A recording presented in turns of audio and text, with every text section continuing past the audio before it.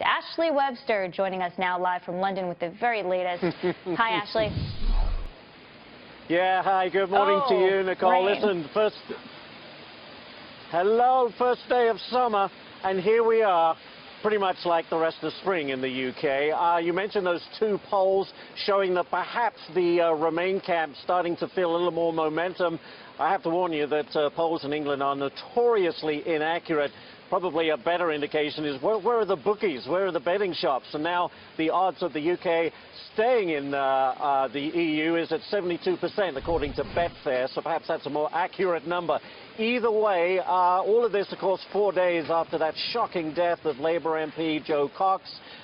There was no campaigning for the last 3 days, but now we're starting to see it ramp up again, although I have to say the tone is certainly a bit subdued. You mentioned the market's moving higher today. The British pound up 1.6 against the dollar, up 3% from just last Thursday. We've had a couple of other endorsements for the Remain campaign today. The British car industry saying we should stay in the EU, and surprisingly, the English Premier League, the huge soccer league here in the UK, also coming out in favour of Remain.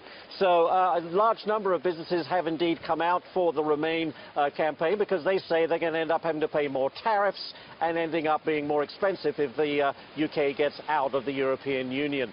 So the question is, what will those voters this Thursday be voting on? The referendum simply says this, and this is the question they'll be answering. Should the United Kingdom remain a member of the European Union or leave the European Union? Very simple. The last time the UK voted on anything to do with the EU was 1975. 41 years ago, and I can also tell you guys that another prominent Conservative lawmaker today defected from the Leave campaign to go into the Remain campaign, saying this whole issue has become too divisive and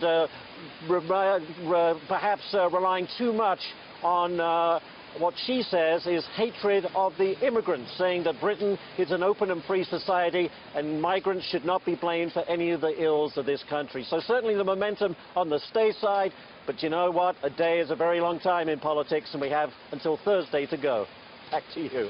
And rain sometimes means good luck, but for which side? Ashley Webster, thank you very much. Well, if that's the case, then England should have permanent good luck, so...